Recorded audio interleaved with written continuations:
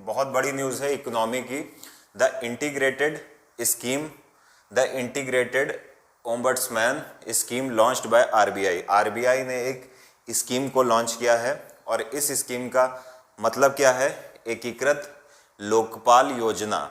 इसको आरबीआई ने लॉन्च किया है, पहली चीज है।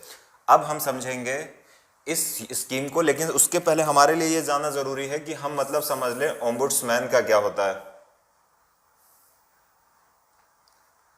देखिए ये मोदी जी हैं, मोदी जी ने दो स्कीम्स को लॉन्च किया था। एक तो आरबीआई रिटेल डायरेक्ट स्कीम, जिसको हम कल कवर कर चुके हैं, और दूसरी आज कवर कर रहे हैं इंटीग्रेटेड ओम्बुड्समैन स्कीम। तो अब हम समझते हैं ये है क्या। देखिए यहां पर लिखा हुआ है launch of the RBI retail direct scheme, RBI ombudsman scheme. ये दो लॉन्च किए, एक को हम कल वाली न्यूज में कवर कर चुके हैं और एक को हम आज कवर करेंगे, ठीक है। अब हम समझेंगे सबसे पहले लोकपाल का या ओम्बुड्समैन का मतलब क्या होता है। देखिए ये जो विचारधारा आई ओम्बुड्समैन की, ये सबसे पहले स्वीडन से आई थी। स्वीडन एक यूरोपियन कंट्री है, आपको पता है। नॉर्वे, स्वीडन, फिनलैंड, ये 3 देश हैं। यहाँ से आपको स्वीडन की लोकेशन भी पता चलती है। साथ ही साथ हमें लोकपाल देखना है, तो लोकपाल या ओम्बुड्समैन का जो सबसे पहले विचार आया वो यूरोपियन देश स्वीडन में आया। बात आती है कि लोकपाल या ओम्बुड्समैन होता क्या है। लोकपाल या ओम्बुड्समैन एक प्रकार का गवर्नमेंट ऑफिशियल होता है। गवर्नमेंट ऑफिशियल का मतलब ये हुआ कि एक प्रकार का ऐसा अधिकारी होगा जो पब्लिक की या आम जनता की जो भी पब्लिक ऑर्गेनाइजेशंस हैं उनके प्रति जो शिकायतें होंगी उनको सुनेगा। जैसे एक एग्जांपल मैं बताता हूँ, एग्जांपल से आप समझिए। मान लेते हैं कि आप बैंक जाते हो और बैंक में आपकी कोई शिकायत है। शिकायत ये है कि आपने बहुत दिनों से, मतलब आप ऐसा समझो कि आपका पैसा अकाउंट से नहीं निकल रहा है। आपके अकाउंट में आपका पैसा पड़ा हुआ है, लेकिन जब आप उस पैसे को निकालने का प्रयास करते हो तो वो नहीं निकल रहा है। तो अब आप लगातार वहां पर बोल रहे हो, कोई कार्रवाई नहीं हो रही। इसलिए एक अब व्यवस्था क्या हो गई है ओम्बुड्समैन या लोकपाल की, ये लोग वहां पर होंगे और इनसे आप शिकायत कर सकोगे। आप जो लोकपाल होगा, ओम्बुड्समैन होगा, उससे शिकायत कर सकते हो। साथ ही साथ आपके शिकायत पर कार्यवाही होगी। तो पब्लिक ऑर्गेनाइजेशन कौन है? बैंक है, और आप हो। अब बैंक के प्रति आप किससे शिकायत करोगे? तो उसके लिए एक लोकपाल होता है, ओम्बुड्समैन होता है। तो ओम्बुड्समैन, अब अगर आप समझ पाओ तो ओम्बुड्समैन एक गवर्नमेंट ऑफिशियल होता है जो जनता की जो भी पब्लिक ऑर्गेनाइजेशन होते हैं, जैसे बैंक हो गया या कोई इंश्योरेंस कंपनी हो गई, उससे रिलेटेड जो भी शिकायतें होती हैं उनको सुनकर उनका समाधान करने का प्रयास करता है। पहली चीज है। अब अगर हम देखें, सबसे इंपॉर्टेंट चीज ये है कि भारत में अगर हम देखें कि ओम्बुड्समैन किन सेक्टर्स में काम कर रहे हैं, तो हम देखेंगे कि लगभग भारत में आप 3 सेक्टर ऐसे देखोगे जहां पर ओम्बुड्समैन काम कर रहे हैं। जैसे बैंकिंग ओम्बुड्समैन, यानी बैंक क्षेत्र में जो भी लोकपाल होता है उसको बैंकिंग ओम्बुड्समैन बोलते हैं। इसी तरह आप देखोगे इंश्योरेंस ओम्बुड्समैन, यानी बीमा क्षेत्र में जो भी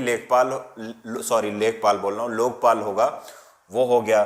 तीसरी इनकम टैक्स ओम्बुड्समैन, यानी आयकर से संबंधित सेक्टर में या आयकर से संबंधित क्षेत्र में जो लोकपाल होगा वही काम करेगा। यानी 3 सेक्टर में भारत में अभी आप देखोगे शिकायतों का समाधान करने के लिए लोकपाल या ओम्बुड्समैन काम करते हैं। पहला बैंक, दूसरा इंश्योरेंस, तीसरा इनकम टैक्स। ये हमने समझ लिया ओम्बुड्समैन क्या होता है। अब हम आ जाते हैं इंटीग्रेटेड ओम्बुड्समैन स्कीम पर, जिसको मोदी जी ने लॉन्च किया है वीडियो कॉन्फ्रेंसिंग के जरिए। तो समझते हैं ये क्या है। दरअसल भारत में ओम्बुड्समैन से रिलेटेड 3 स्कीम्स थी। अभी सरकार ने क्या किया है, इन तीनों स्कीम को एक ही में अमालगमेशन कर दिया है, एक ही में उसका विलय कर दिया है, मर्जर कर दिया है। फिर बता रहा हूं कि ये जो आरबीआई का इंटीग्रेटेड ओम्बुड्समैन स्कीम जो आरबीआई ने लॉन्च की है, इसको कैसे लॉन्च किया गया है। भारत में जो भी ओम्बुड्समैन या लोकपाल से संबंधित 3 स्कीमें थी, उन तीनों स्कीमों को एक ही में विलय कर दिया गया है और इसी का नाम दिया गया है इंटीग्रेटेड। अब ये 3 स्कीम्स कौन सी थी? तो पहली थी बैंकिंग ओम्बुड्समैन, दूसरी थी non banking financial companies ombudsman, तीसरी थी डिजिटल इंफ्रास्ट्रक्चर ओम्बुड्समैन। तो याद रखिएगा, बैंकिंग ओम्बुड्समैन स्कीम एक भारत की थी और दूसरी आपकी एक नॉन बैंकिंग फाइनेंशियल कंपनीज यानी NBFC से रिलेटेड एक ओम्बुड्समैन स्कीम थी, और तीसरी किससे रिलेटेड थी? तीसरी आपकी डिजिटल ट्रांजैक्शन से रिलेटेड थी, यानी जो भी डिजिटल लेन देन होता है उनसे जो संबंधित शिकायतों का निवारण करने वाला अधिकारी, उससे रिलेटेड स्कीम्स थी। अभी क्या कर दिया गया है, इन तीनों स्कीम्स को आपस में मर्ज कर दिया गया है, और अब क्या होगा कि ये जो इंटीग्रेटेड ओम्बुड्समैन स्कीम है ये जनता की शिकायतों का, कौन सी शिकायतों का?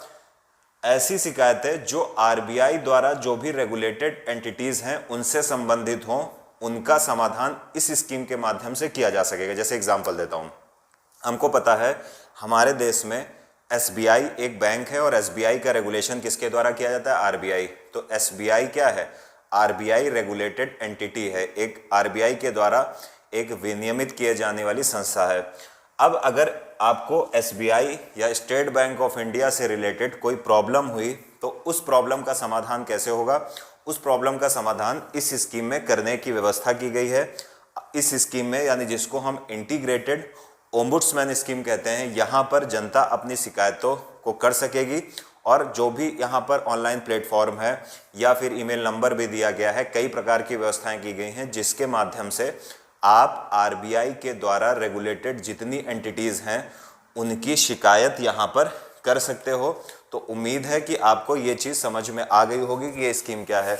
दूसरी सबसे इम्पॉर्टेंट बात क्या है कि इसमें कोऑपरेटिव बैंक्स को भी शामिल किया गया है, यानी ऐसी कोऑपरेटिव बैंक्स जिनका डिपॉजिट 50 करोड़ या उससे ऊपर है। फिर बता रहा हूँ, ऐसी सहकारी बैंक जिनकी डिपॉजिट या जमा 50 करोड़ या उससे अधिक है, वो भी इस IOS स्कीम के अंतर्गत आएंगी, यानी इंटीग्रेटेड ओम्बुड्समैन स्कीम के अंतर्गत आएंगी। अब ये किस विचारधारा पर आधारित है या ये स्कीम किस सिद्धांत पर आधारित है? तो कहा जा रहा है ये जो स्कीम है आपकी इंटीग्रेटेड ओम्बुड्समैन स्कीम, ये one nation one ombudsman concept पर ही आधारित है। तो उम्मीद है आप समझ गए होंगे इंटीग्रेटेड ओम्बुड्समैन स्कीम क्या है, और ओम्बुड्समैन या लोकपाल का मतलब क्या है और इसका ओरिजिन कहाँ से हुआ है।